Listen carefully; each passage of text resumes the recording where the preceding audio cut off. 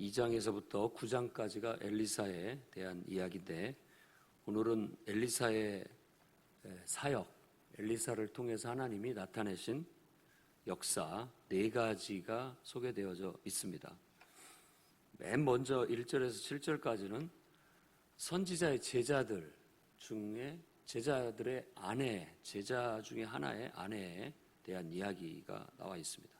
그래서 선지자의 제자들이라고 번역이 되어 있습니다만은 이 제자들이라고 그렇게 보는 것이 제일 합당해서 그렇습니다. 원래는 선지자의 아들들 이렇게, 그러니까 스승과 제자를 아들로 생각을 했어요. 그래서 엘리야를 부를 때도 아버지라고도 부르고, 또 이제 나중에 엘리사도 마찬가지입니다. 아버지 역할을 한다라는 걸 알 수 있죠.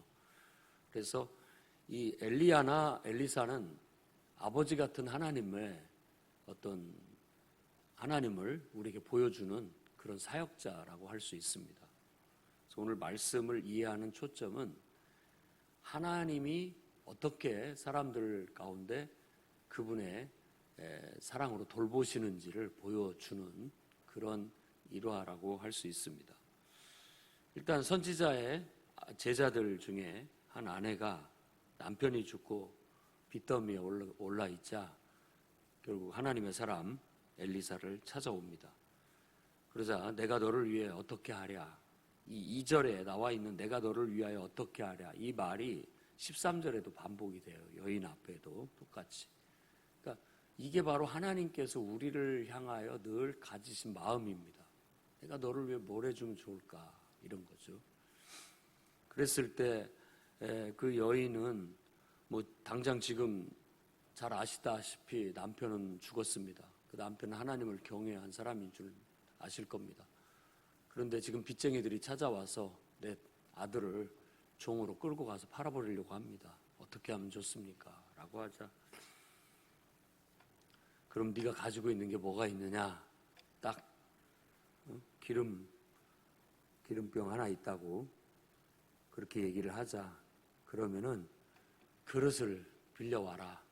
조금만 빌려오지 말고 할 수 있는 만큼 빌려와라 해서 그 그릇에다가 문을 잠그고 들어가서 아들들과 함께 기름을 붓게 하고 그 기름을 팔아 빚을 갚고 앞으로 생활비로 쓰라고 그렇게 해준 겁니다. 그러니까 이것은 어떤 개인의 필요에 대한 하나님의 채워주심을 얘기하는 겁니다. 특히 오늘 이 이야기들이 선지자의 제자들, 사역자들의 궁핍함이나 열악함을 여실히 보여주고 있는 그런 속에서도 하나님께서 공급하시고 채워주신다라는 걸 보여줍니다. 그 다음에 8에서 37절은 긴 내용이 나오는데 수넴에 있는 여인, 근데 그 여인은 부자라고 그렇게 얘기합니다. 귀한 여인이라고 그렇게 얘기하는데, 이 귀하다는 말의 원래 단어는 크다라는 뜻을 썼어요. 큰 여인, 크다라는 뜻을 이제 부자로, 귀족이나 부자로 번역을 했기 때문에 이렇게 귀한 여인이라고 얘기를 합니다. 수넴이라는 지역은 굴곡의 땅이라고 해서 이스라엘 골짜기의 끝부분에 해당되는 그런 지역이요. 아마 이렇게 굴곡진 지역이라고 해서 수넴이라고 한 것 같습니다. 그런데 그 말뜻이 꼭 우리 인생의 굴곡짐을 보여주는 것 같은 그런 느낌을 주는 단어입니다. 그 여인이 늘 하나님의 사람이 이리저리 다니면서 사역하는 걸 보고 하나님의 거룩한 사람, 그분을 위해서 일단은 음식을 대접하고, 그리고 또 마음이 감동돼서 그가 쉴 수 있는 작은 방까지 하나 마련을 해줍니다. 그래서 거기서 마음대로 책도 볼 수 있고 휴식도 취할 수 있도록 책상하고 침대 같은 것들을 잘 놔줘서 편히 쉴 수 있도록 배려를 한 거예요. 그러자 하나님의 사람 엘리사가 고맙게 생각돼서 내가 너를 위해 무엇을 하랴, 뭘로 보답을 해주면 좋을까라고 그렇게 얘기합니다. 앞에서도 사실 선지자의 제자가 하나님을 위해서 얼마나 많은 일을 했겠습니까? 그러니까 이 선지자의 제자들 얘기가 나왔으니까 그렇지, 길갈에도 일단의 무리가 있었고 여리고에도 일단의 무리가 있었고 도시마다 일단의 무리들이 있었습니다. 그러니까 선지자가 혼자 활동한 것이 아니고 각 지역 요소에 그의 제자들이 파견 안 된 데가 없다라고 생각하는 것이 좀 저는 타당할 것 같아요.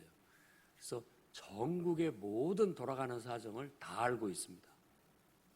그걸 가지고 하나님 앞에 서게 되면 하나님의 참 뜻을 거기에서 들을 수 있게 되고 발견할 수 있게 되는 거죠. 그래서 오늘날 우리 성도들도 그런 두 가지 태도를 가져야 됩니다. 세상 돌아가는 것을 속속들이 알 수 있는 세상에 대한 관심, 그리고 그것을 가지고 하나님 앞에 서서 하나님의 뜻이 무엇인지를 묻고 하나님이 말씀하시고자 하시는 것이 무엇인지를 묻고 기도하면서 그 말씀을 듣는 겁니다. 그렇게 됐을 때 시대에 필요한 메시지가 나올 수 있는 거죠. 그러자 그 귀한 부자인 여인은 저희는 부족할 게 없습니다. 내 백성 중에 있다라는 말은 백성들과 함께 부족할 것 없이 만족스럽게 살고 있습니다. 이런 뜻입니다. 전혀 필요한 거 없어요. 그런데 이제 나중에 게하시를 통해서 알고 보니까 이 집에 자식이 없습니다라고 듣게 돼요. 그래서 그 하나님의 사람 엘리사가 내년 요맘때쯤에 아들을 품에 안을 것입니다라고 축복해 줍니다. 자식이 없는 집안에 자식을 축복해 줘요. 그 여인은 사실 포기한 지 오래고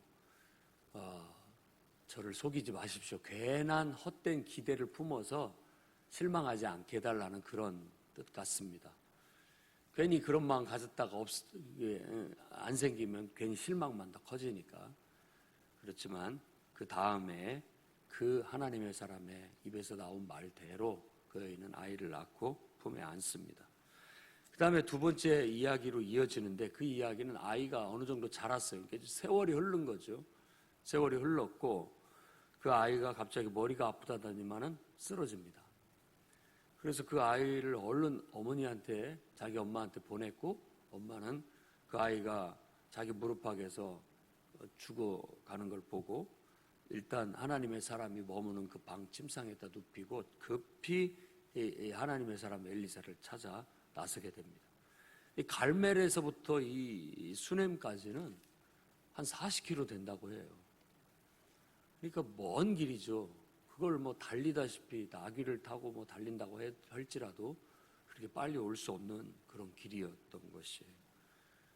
그래서 결국은 왔지만 사환 게하시를 먼저 보내서 지팡이를 들려보내고 그 아이 얼굴에 얹어놓으라 라고 미리 보냈습니다만 큰 차도가 없었고 결국은 죽어있는 아이에게 와서 그 엘리사가 그 아이 하나님께 기도하고 그 아이를 아이 위에 엎드려서 이렇게 의식을 치르는 것을 통해서 그 아이가 7번 재채기하고 살아나는 기적이 나타나게 되는 겁니다.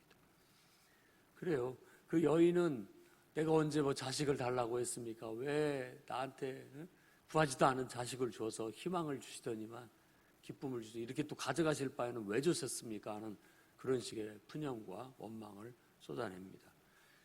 아무튼 이 수넴 여인의 이야기는 긴박하게 이루어지고 있고 그 긴박한 속에서 결국 하나님 그 아이를 엘리사가 살려냄으로써 하나님의 큰 능력이 나타나는 걸 보여줍니다.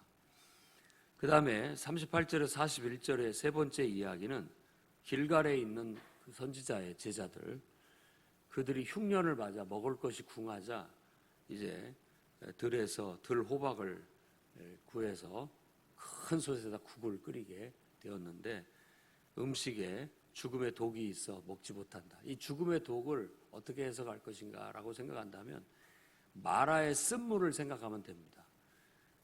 너무나 써서 먹을 수가 없는 그런 상황이어서 그때 엘리사가 거기에 가루를 풀어서 먹게 했다는 이야기가 나옵니다.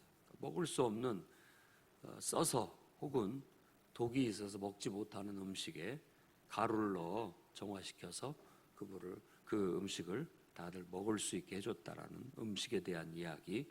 그 다음에 42절에 44절에는 바알 살리사에서 온 사람이 보리떡 20개하고 채소 자루를 제공을 했는데, 그걸 갖고는 자 모두에게 같이 다 나눠서 먹게 해라. 100명도 넘는 사람들이 어떻게 이걸 다 먹겠습니까? 라고 하자 갖다 줘봐라. 그랬더니 먹고도 남았다라는 오병이어의 기적을 떠올리게 하는 그런 기적을 나타내게 된 겁니다. 그러고 보니 예수님의 사역이나 엘리사의 사역이 비슷합니다. 비슷해요. 이 말은 곧 하나님께서 이 세상에 그분이 모든 인간들에 대해서 돌보고 계시다라는 것을 보여주는 겁니다. 그러니까 우리가 진정으로 하나님을 섬기고 하나님의 은혜를 입는다고 한다면 하나님을 섬기고 은혜를 입는 것만이 아니라 사실은 우리를 통해서 하나님의 사역이 이루어지는 겁니다. 하나님의 일이 이루어지는 것이죠. 그래서 그 사역을 통하여 하나님은 개인의 필요를 채우고 돌보시는 거예요. 개개인들이 긴박한 필요가 있을 때 하나님은 늘 그들을 돌보셔서 이끄신다는 겁니다. 지금 우리가 이 열왕기 하에 들어서 왕의 이야기보다 선지자의 이야기가 이렇게 더 비중 있게 나오는 것은 왕이 왕으로서 제구실을 못하고 있다라는 그런 하나의 반증이기도 합니다. 그러니까 하나님께서 왕을 세우신 이유가 백성들의 이런 궁핍함과 여러 가지 필요들을 돌보라고 세워놨는데 왕이 보이지가 않아요. 그 말은 왕이 백성들을 돌보지 못하고 있다라는 것이죠. 그러니까 하나님은 다른 하나님의 충성된 하나님의 사람을 통하여 이러한 필요들에 반응하고 계시다는 겁니다. 오늘날도 마찬가지입니다. 믿지 않는 세상 왕이 통치자들이 있어서 그들은 그들 나름대로 세워진 목적이 백성들을 돌보고 잘 살 수 있도록 하기 위한 그런 목적으로 세워졌는데 그 역할을 제대로 하지 못하게 됐을 때 교회와 성도들은 바로 이와 같은 하나님의 사람들로서 사람을 돌보는 사역을 해야 된다라는 겁니다. 그래서 교회는 사람들을 죽이는 곳이 아니고 사람들을 해롭게 하는 것이 아니고 교회와 성도의 목적은 하나님의 몸이 되어서 개개인들에 대한 관심을 갖고 사랑과 친절과 돌봄을 실천해야 된다라는 그런 메시지가 이 속에 담겨 있다고 볼 수 있습니다. 또 전체적인 특징이 다 긴박한 상황. 이 긴박한 상황이라는 건 위험에 처해져 있거나 또 죽어가거나 또 굶주리고 있거나 하는 그런 긴박한 상황을 말하는 겁니다. 그럴 때 하나님께서 즉각적으로 그 모든 문제들을 응답하시고 해결해 주셨다는 겁니다. 긴박할 때 수넴에 있는 그 여인이 급히 하나님을 찾아간 거라든지 이러한 것들, 또 빛에 허덕여 자식들이 종으로 팔려가는 그 긴박한 상황에 하나님의 사람을 찾아간 것이라든지 이런 모든 것들이 바로 믿음을 보여주는 겁니다. 예수님의 사역에서도 많은 사람들이 예수님을 찾아왔는데 다 그때마다 예수님께서 요구하시는 것은 믿음입니다. 믿음을 요구했던 거예요. 그러니까 믿음은 결국은 우리가 살아가는 데 있어서 반드시 필요로 하는 삶의 태도입니다. 그러니까 내가 내 힘으로 살지 않고 하나님과 하나가 되어 하나님의 능력을 힘입어 하나님의 역사를 일으키기를 원한다면 반드시 하나님과 연결이 돼야 되는데 그 연결 통로가 믿음이라는 거예요. 그래서 이 말씀을 통해서 이런 기적들을 보여주시는 것도 우리의 믿음을 일으키시고자 하시는 하나님의 뜻이 있는 것이고 믿음의 결과로 바로 이와 같은 역사들이 일어나는 겁니다. 믿음은 뭐냐? 찾아가는 것이죠. 실제로.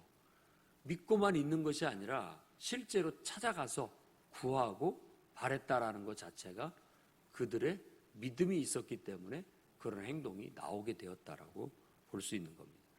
그래서 로마서 1장처럼 믿음으로 믿음에 이르게 되는 거예요. 그런 믿음을 갖고 갔더니 또 하나님께서 응답하시고 역사하시게 되고, 그러다 보니까 더 큰 믿음이 생기고 이렇게 되는 거죠. 그래서 믿음은 이와 같은 선순환을 일으켜 우리를 하나님의 사람으로 만들고 하나님께 가까이 이끌고 또 이 땅에서 하나님의 역사를 나타낼 수 있도록 만들어주는 요소라는 겁니다. 엘리사나 엘리야가 활동하던 시대를 불신의 시대라고 하는 것이 사람들이 그런 믿음이 없어서 자꾸만 하나님 앞에 나아오고 하나님께 와서 기도하고 하나님께 의지하고 이런 믿음을 찾아보기 어려웠던 시절입니다. 그럼에도 불구하고 이와 같이 하나님을 찾아온 모든 사람들은 즉각적인 응답을 받았다. 긴박한 필요들을 다 도움을 받았다. 하나님께서 사랑으로 돌봐주셨다라는 걸 보여주고 있습니다. 그러니 이 시대에도 똑같습니다. 무슨 몇 족한 수가 있겠어? 하나님이라고 별 수 있겠어? 아예 믿음을 저버리는 것과 그래도 지금 상황에 하나님밖에 의지할 것이 없다. 하나님께 가서 기도하자 하는 그런 믿음을 일으켜 세워야 되겠습니다.